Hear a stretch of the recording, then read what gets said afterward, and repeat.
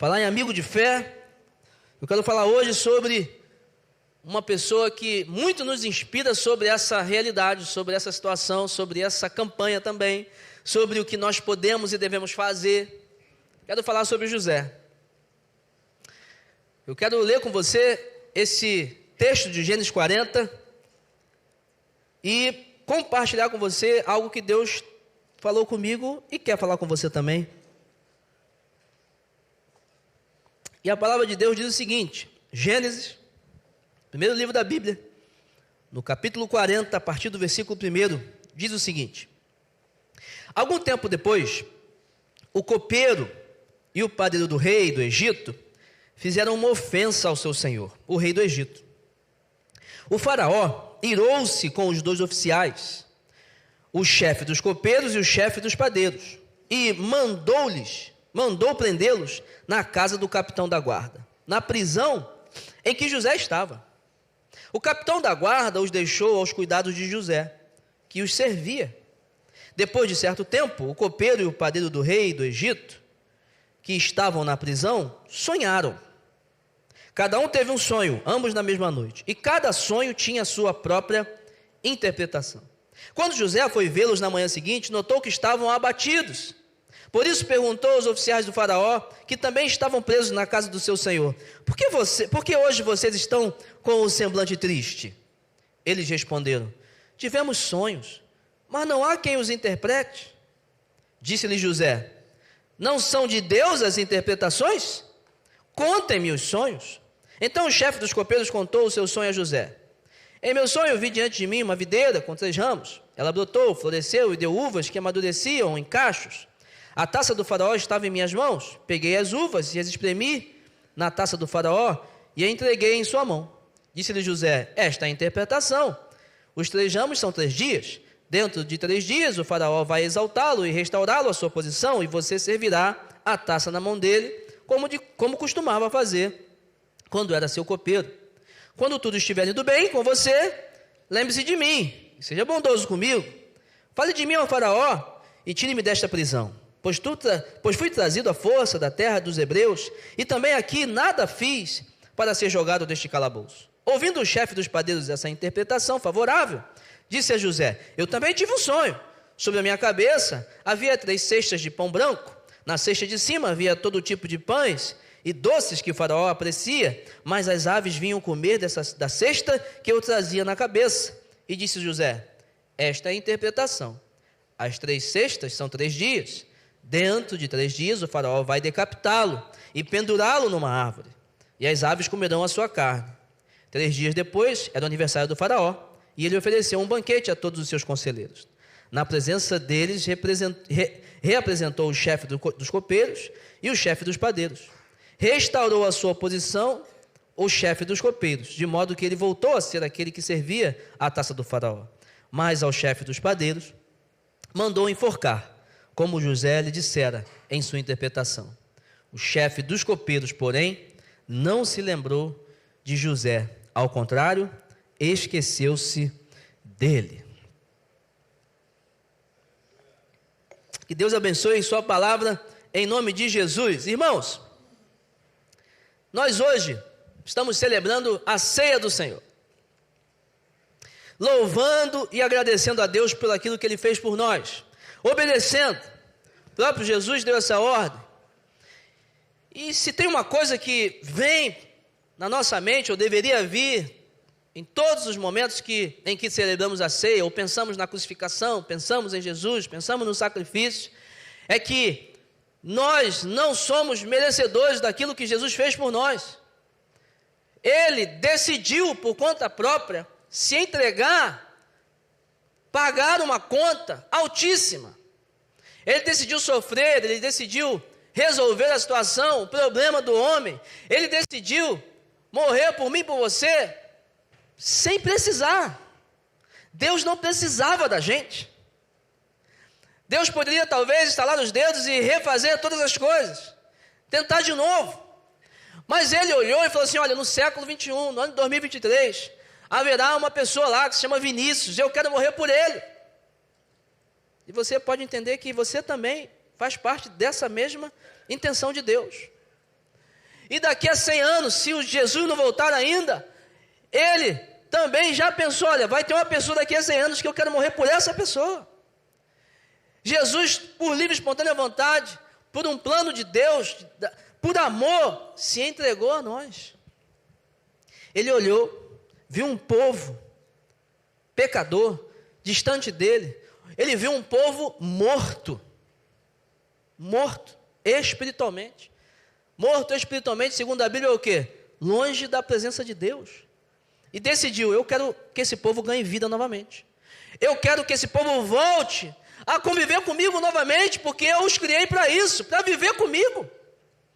Eu não aceito perder esse povo. E Deus então se entrega, paga um preço, morre por nós. Por isso nós estamos hoje celebrando a ceia do Senhor. E essa ação de Deus mostra, na verdade, uma essência de Deus também. Que o próprio João lá, na sua primeira carta, 1 João 4,8, vai dizer, Deus é amor.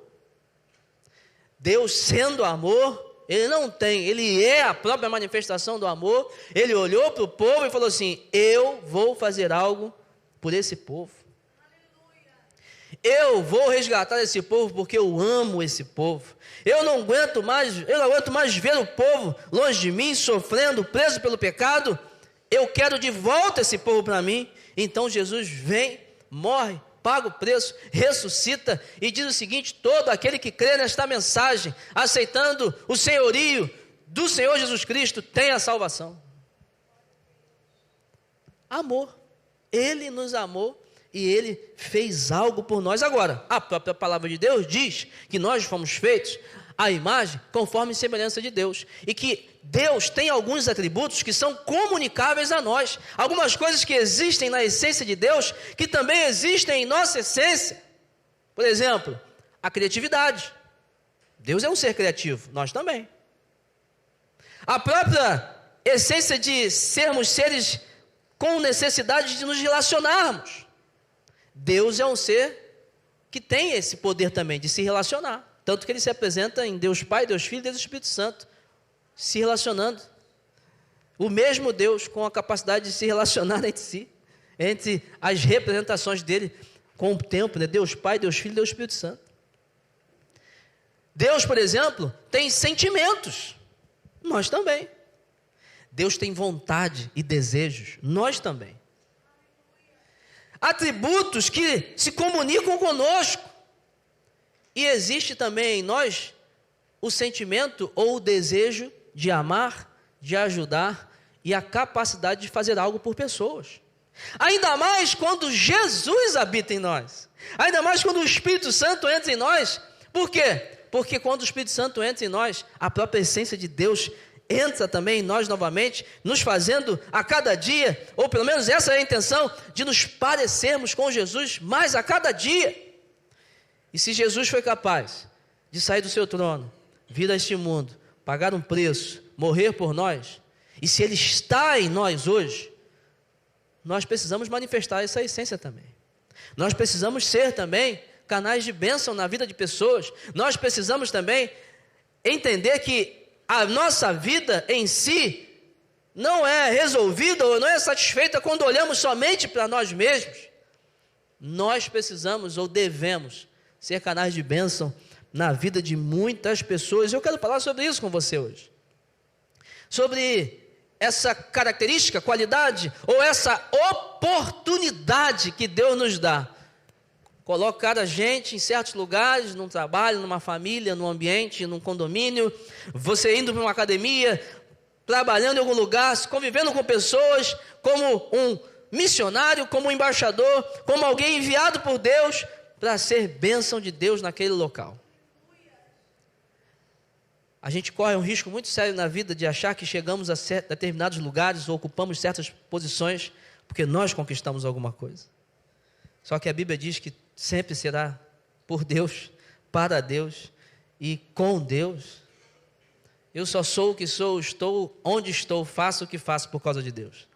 Você só tem a empresa, você só tem o emprego, você só é bem sucedido, você só mora onde mora por causa de Deus.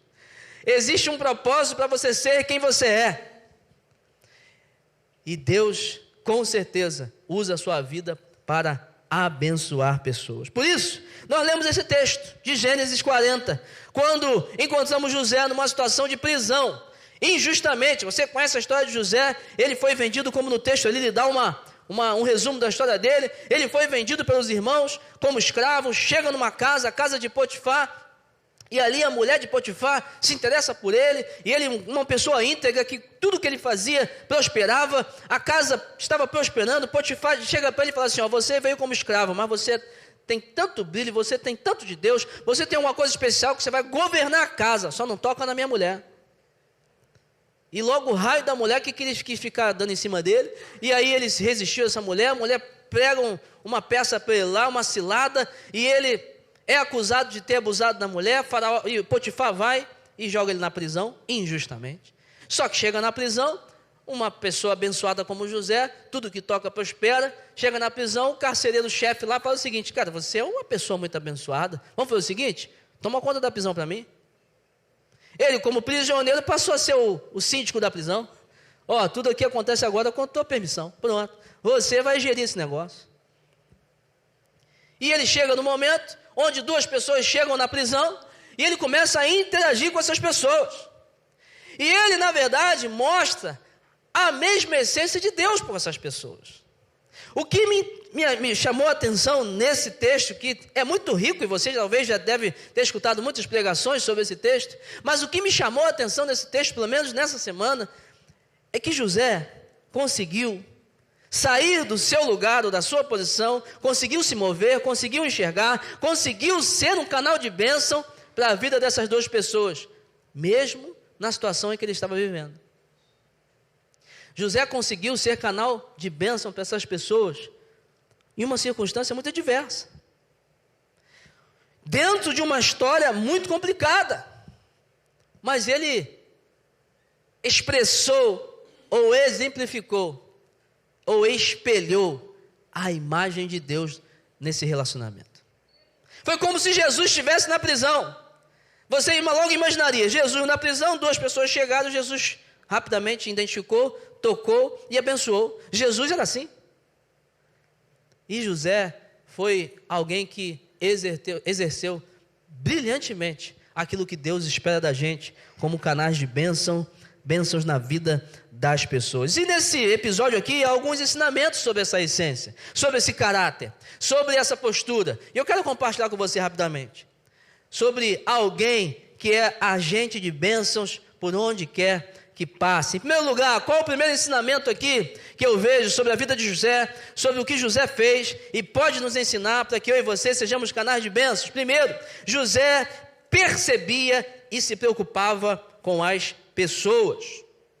Versículos 6 e 7 vão dizer o seguinte: quando José foi vê-los na manhã seguinte, notou que estavam abatidos. Primeiro, José olha para eles, enxerga uma situação e percebe, detecta algo diferente. José enxerga, olha para eles e fala assim: olha, o rosto de vocês não estão legais não. Eles poderiam até passar lá assim: estou na prisão, que você pensa o quê? Não, mas tinha uma coisa diferente. Tinha algo fora do comum, fora do normal, porque estarem presos já era horrível. Só que havia algo a mais ali.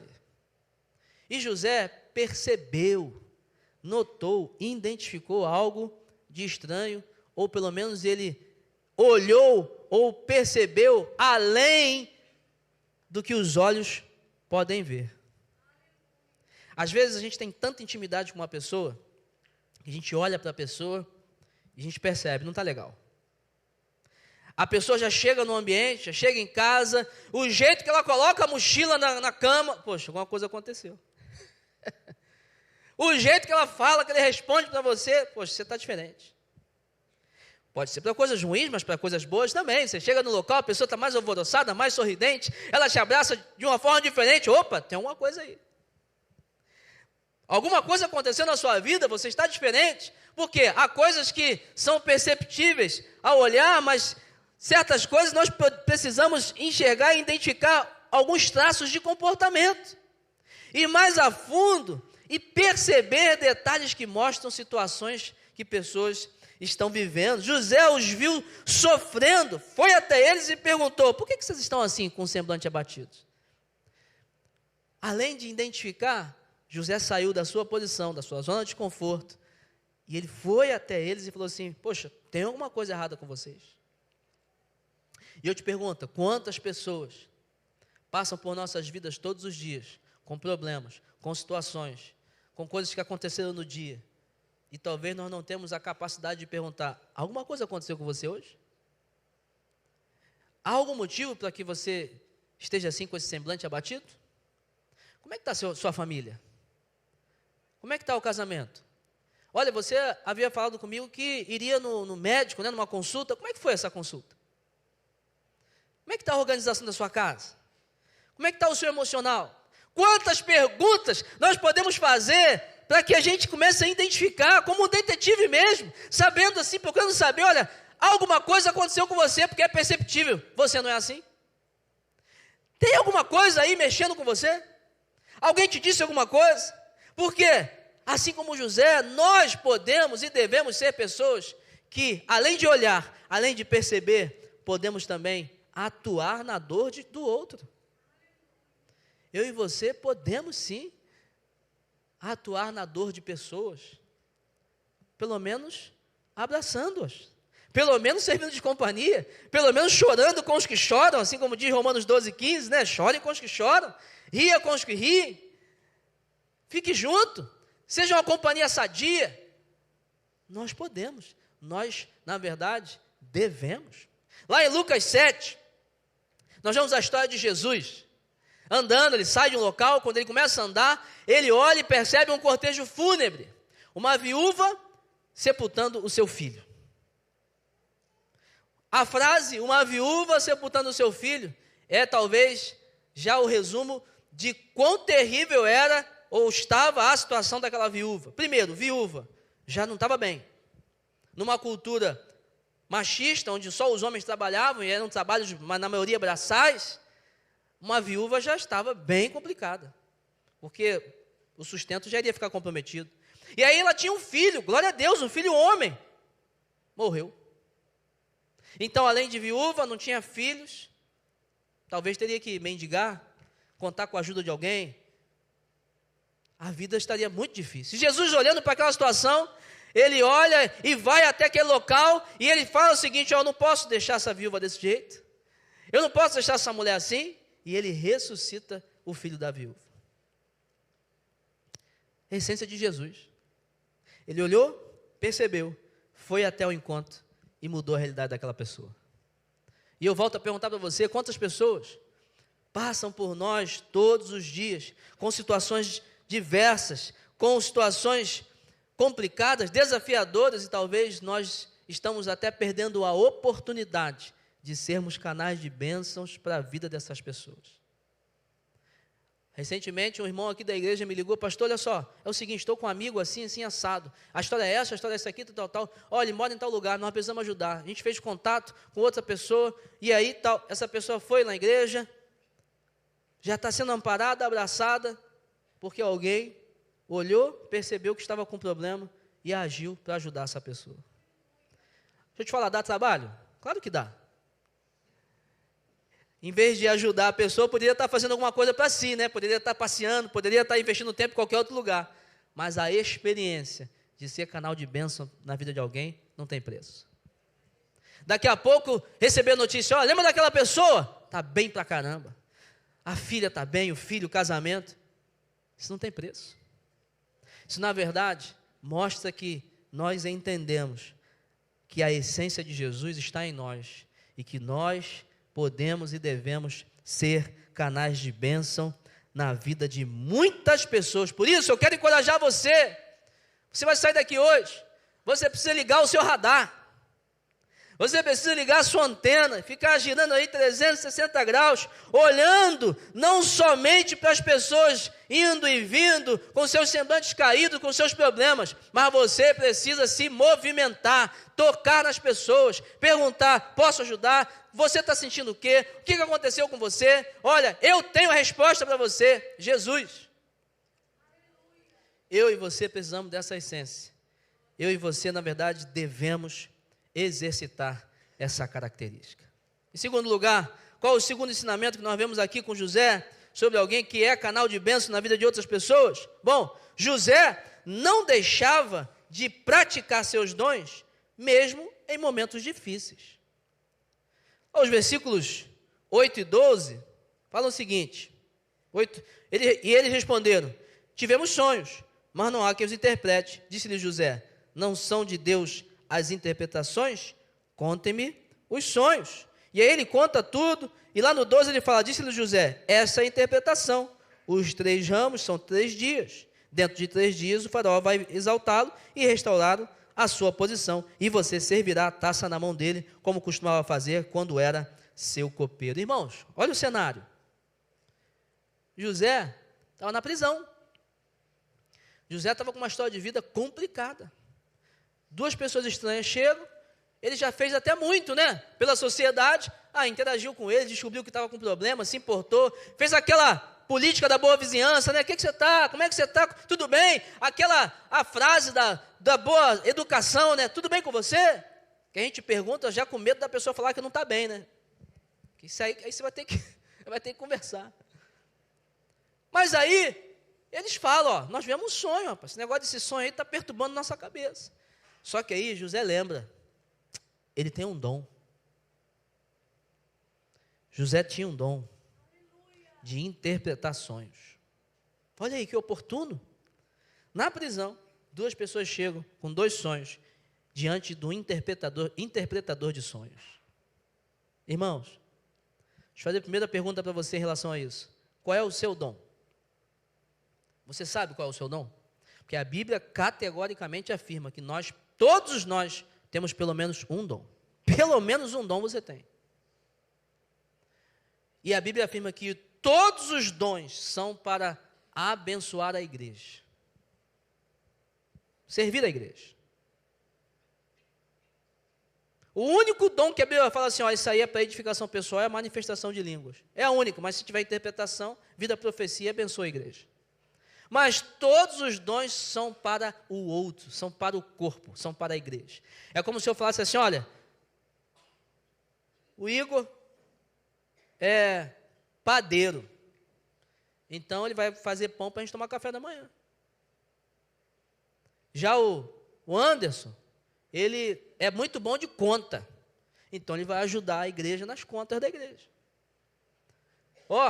Já o Edson aqui sabe de obra como ninguém, então ele vai ajudar nas obras da igreja. É exatamente isso que Deus está falando quando Ele fala de dons. Qual é o dom que Deus deu para você?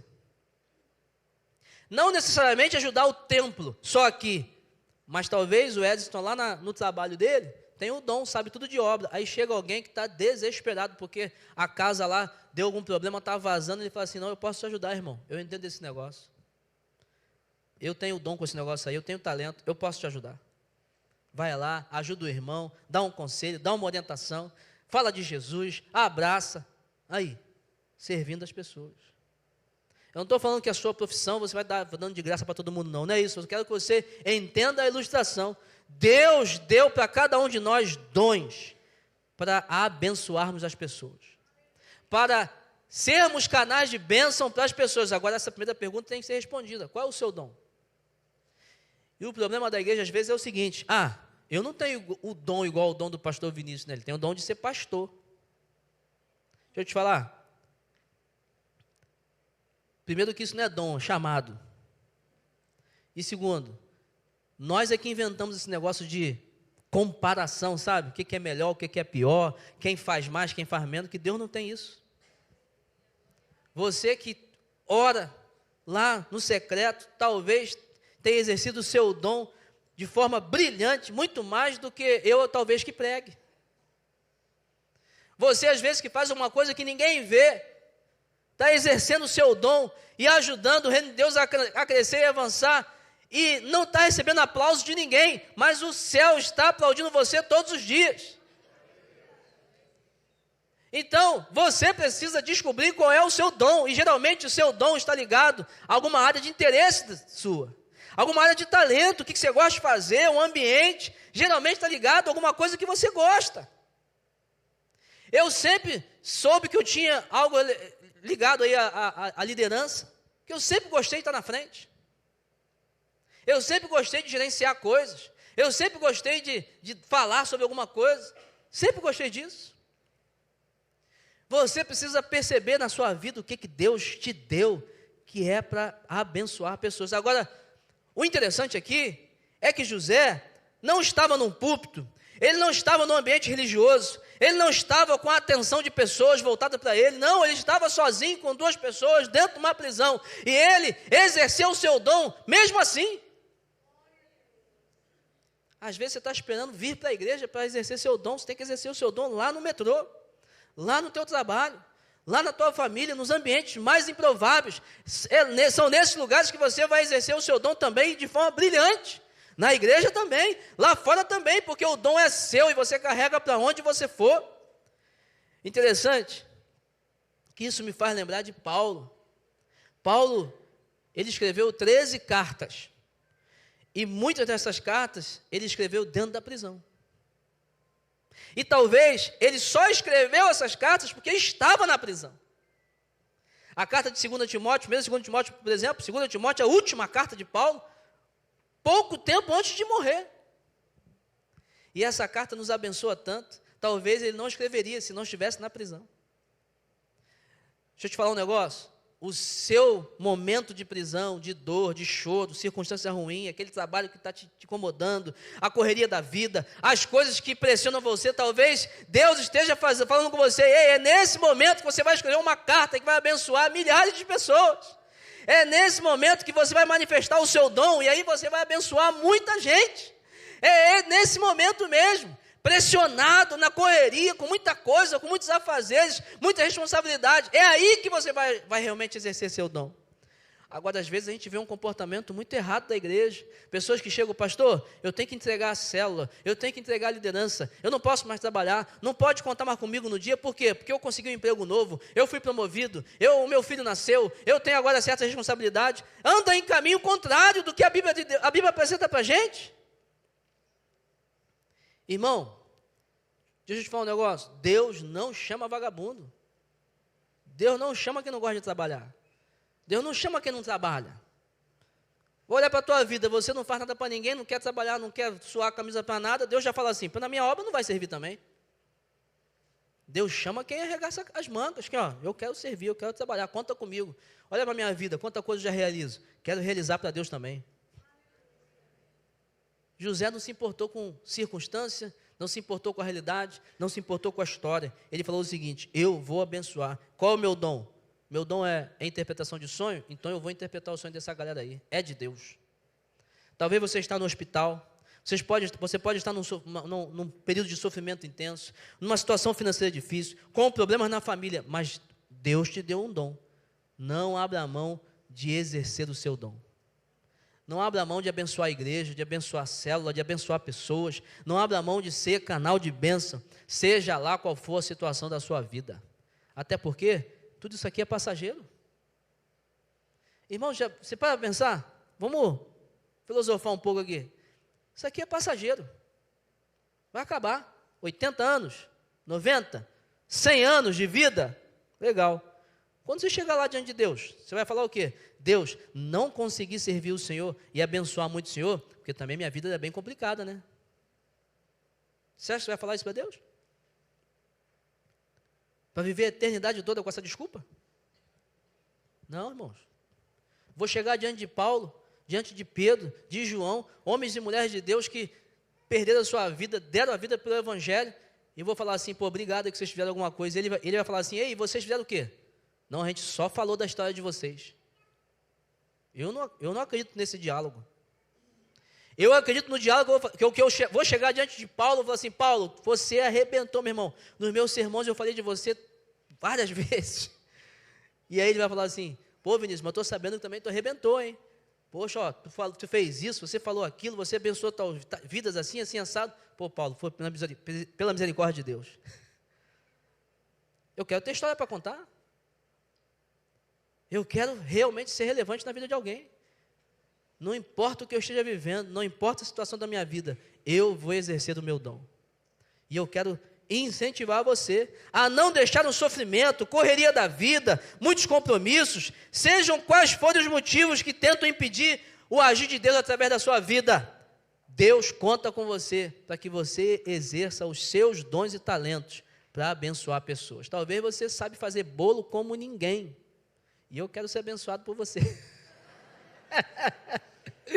Né? Sabe fazer churrasco assim? Nossa, aqui, Masterchef do churrasco. Está aqui, ó, seja canal na minha vida. Mas você pode ser canal na vida de muitas outras pessoas. Qual é o seu talento? Qual é o seu dom? Use para abençoar a vida de muitas pessoas. Em último lugar, como? Qual o ensinamento aqui a gente vê sobre alguém que é canal de bênçãos? José aprendeu a realizar todas as coisas por Deus e não pelos homens. Isso aqui você precisa aprender. José aprendeu a realizar as coisas por Deus e não pelos homens. O último versículo 23, diz o seguinte: o chefe dos copeiros, porém, não se lembrou de José, ao contrário, esqueceu-se dele. José, meu irmão, estava ali, ainda falou: ei, se lembra de mim, pô, você vai chegar lá, pô, nós somos agora abraço, nós somos parceiro. Fala com o faraó, aí tem um rapaz lá na prisão, o cara foi botado lá injustamente, nós temos que resolver esse negócio, faraó. Poxa, porque o copeiro não era qualquer serviçal, era alguém de confiança do faraó. Tinha moral com o faraó. Só que se esqueceu de José. É claro que a Bíblia vai falar que depois de 2 anos, o faraó tem um sonho. Aí Deus é Deus, né, irmão?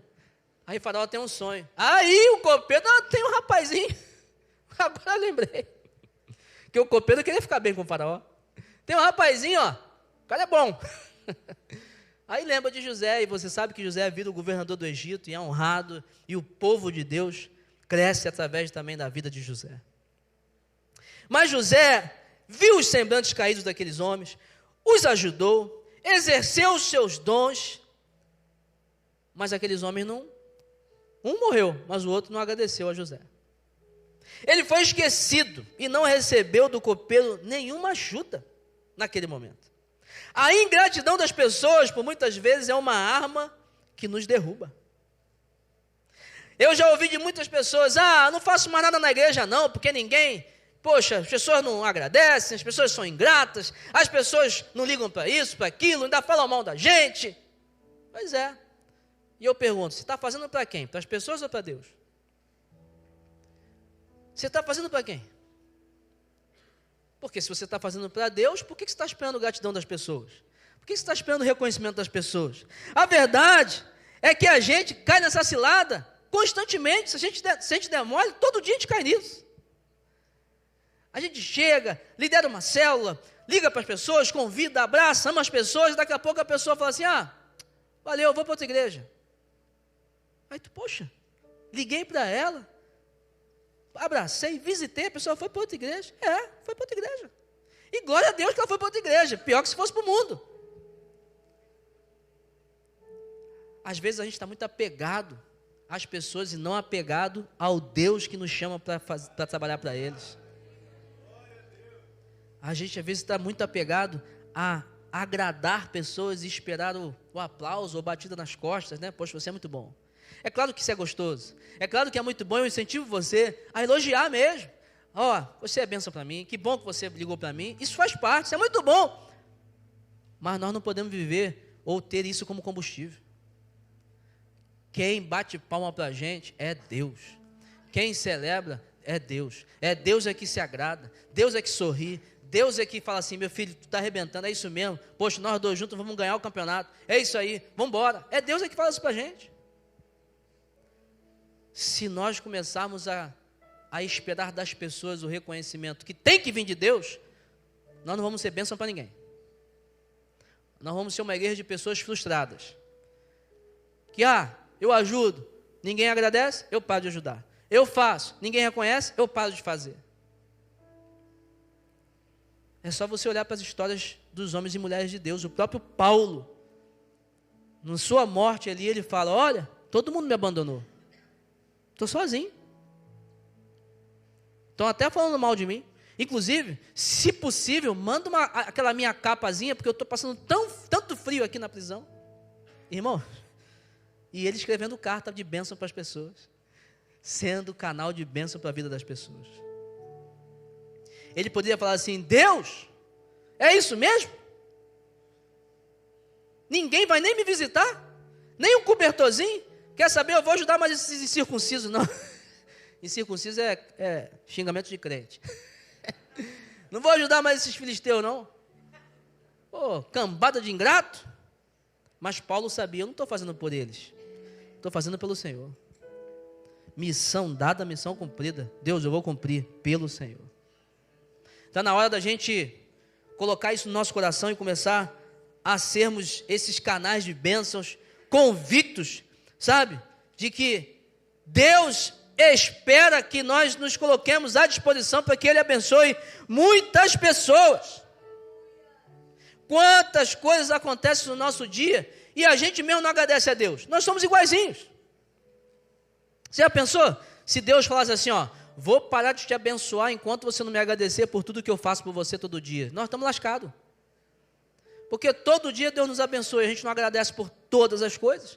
Não adianta você falar aquela oração assim, Deus, obrigado por tudo. Isso é genérico. A pessoa, você chega na tua esposa assim, obrigado, esposa, por tudo. Ela vai falar assim, tá, mas tudo é o quê? O que eu faço de bom para você? Não, é tudo. Não, pô. Você tem que chegar a Deus, obrigado pelo alimento, obrigado pela saúde, obrigado pelos livramentos, obrigado pela paz na minha casa, obrigado pelo meu esposo, esposa, filho, obrigado pelo trabalho, obrigado pelo entendimento, pelo raciocínio, obrigado pela sabedoria, obrigado, Deus, pela família que eu tenho, pela igreja, pelo serviço que eu exerço, obrigado por várias coisas, obrigado por sair, por voltar em segurança, porque hoje está difícil. Obrigado, Deus, por ser teu filho. Obrigado. Mas se nós não conseguimos fazer isso com Deus, quanto mais com outras pessoas. Mas José não se deixou levar por isso. José guardou o seu coração. E quando o faraó chamou ele fez o quê? Bum, estou aqui, ó. Sou interpretador de sonho do Senhor, está aqui meu cartão. É Deus que faz os negócios. Qual é o serviço? E interpreta o sonho. Ele podia falar assim, a vida acabou, ninguém quer saber de mim não, deixa eu aqui na prisão mesmo. Deixa para lá. Não, ele continuou abençoando e sendo um canal de bênção para as pessoas aonde quer que ele passasse, por onde quer que ele passasse. Irmãos, guarde uma frase: nada do que fazemos é em vão se fazemos para a pessoa certa. Se você faz por Deus, nada vai ser em vão. Tudo que você faz tem um valor. Tudo que você faz é reconhecido. Para tudo que você faz tem uma recompensa. Só que às vezes você vai ganhar só quando chegar lá em cima. Tem recompensa que vem aqui embaixo. Tem recompensa que você vai ganhar lá em cima. Mas você vai ganhar. Porque Deus sabe pagar aqueles que trabalham por Ele. Nós temos todos os dias a oportunidade de percebermos as dores das pessoas, nos importarmos com elas e fazer algo em relação a isso. Entendendo que não importa o que vivemos, nós podemos sim continuar exercendo nossos dons, devemos abençoar e ajudar as pessoas que chegam perto da gente. Mas nós precisamos sempre guardar nosso coração, entendendo o que fazemos para o Senhor. Que você e eu, que nós sejamos os melhores servos de Deus aqui nessa igreja. Mas para Deus, não adianta você fazer por mim. Eu sou pastor dessa igreja. Deixa eu te contar por que eu pastorei você. Por causa de Deus, não é por causa de você não. Mas eu amo você. Mas faço por causa de Deus. Porque talvez amanhã você vá embora, vai esquecer até de mim. Mas eu e Deus continuamos juntos. E é assim que você tem que pensar. Você é um enviado, uma enviada, missionária de Deus. Viva para Deus e abençoe pessoas por causa de Deus.